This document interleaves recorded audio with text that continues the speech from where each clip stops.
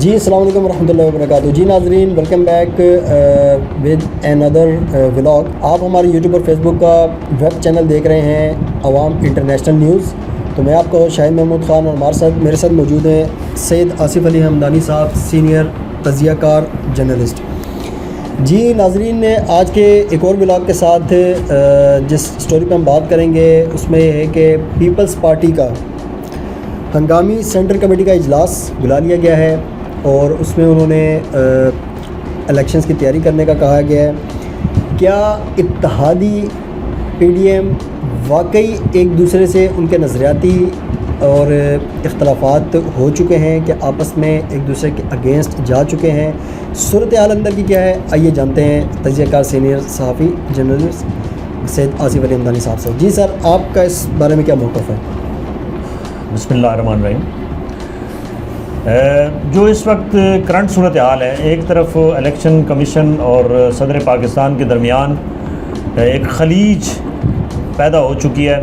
صدر پاکستان نے ایک خط لکھا الیکشن کمیشن کو کہ آئیں ایوان صدر میں اور مل بیٹھ کے کوئی الیکشن کی تاریخ کا جو ہے وہ تعین کرتے ہیں, جس پہ الیکشن کمیشن نے کل واضح طور پہ صدر پاکستان کو 2 صفحات پہ مشتمل جواب دیا کہ جی ہم اپنی ہوم ورک میں مصروف ہیں اور جو نئی ترمیم آ چکی ہیں اس کے بعد ہم پابند نہیں ہیں کہ ایوان صدر میں بیٹھ کے صدر سے مل کے کوئی تاریخ کا تعین کریں.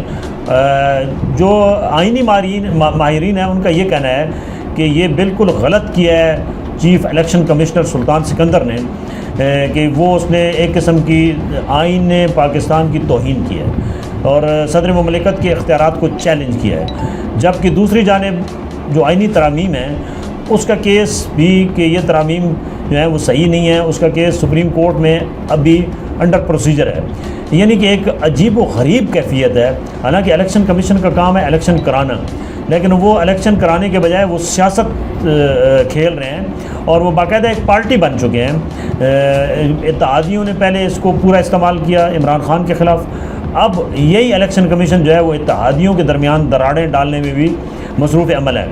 آج جو ہے وہ نون لیگ کا ایک وفد ملا جس میں 6 لوگ تھے, جس میں سرکردہ ان کے احسن اقبال صاحب تھے, اس کے بعد رانا ثناء اللہ صاحب تھے, اور ان جو ایک لمبی ڈیبیٹ ہوئی 2 گھنٹے جو بریفنگ دی گئی ہے. نون لیگ نے ان کو تسلی سے کہا ہے کہ الیکشن کرانے کی کوئی جلدی نہیں ہے, آپ سب سے پہلے جو ہے وہ حلقہ بندیاں کریں اور جب حلقہ بندیاں آپ دسمبر تک پوری کر لیں تو پھر اس کے بعد رانا ثناء اللہ نے واضح طور پہ کہا کوئی مسئلہ نہیں ہے, اگر مارچ میں بھی الیکشن چلے جاتے ہیں تو کوئی اتنا بڑا ایشو نہیں ہے, اس میں 60 دن میں آپ نے الیکشن کرانے ہوں گے, اس کے بعد 60 دن یعنی کہ ہیں.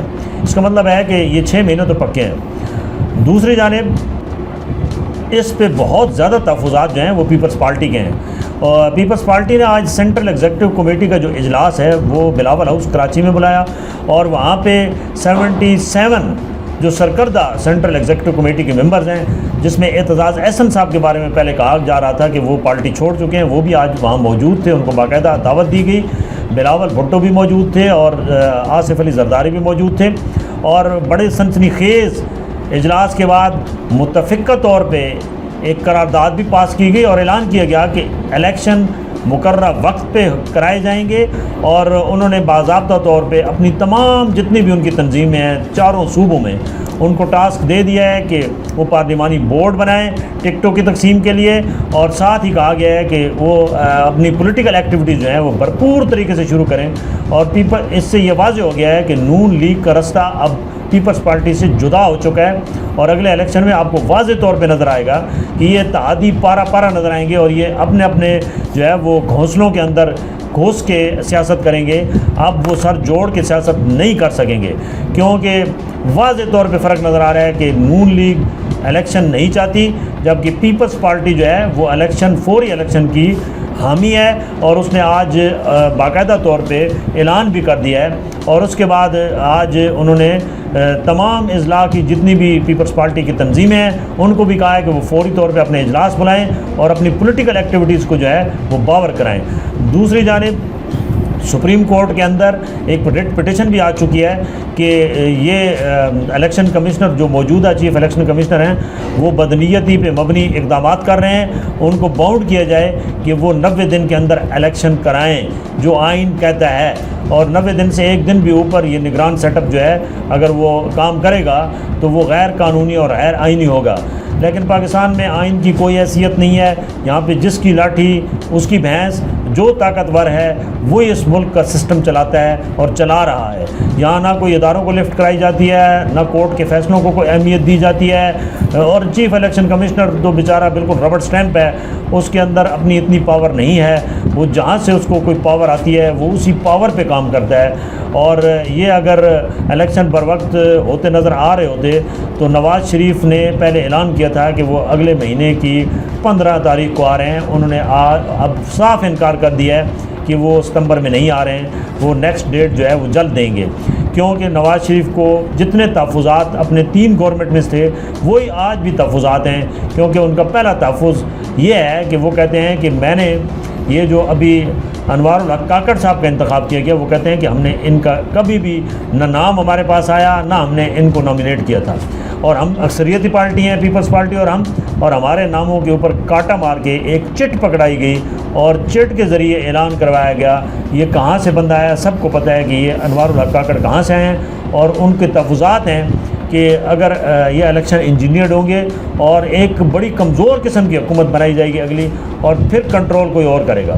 تو ان حالات میں نواز شریف بہت, کیونکہ اب اس کو 3 دفعہ نواز شریف کو بہت بڑا جھٹکا لگ چکا ہے, اور وہ کبھی بھی نہیں چاہے گا کہ وہ 4تھی دفعہ اس پریکٹس میں ناکام ہو.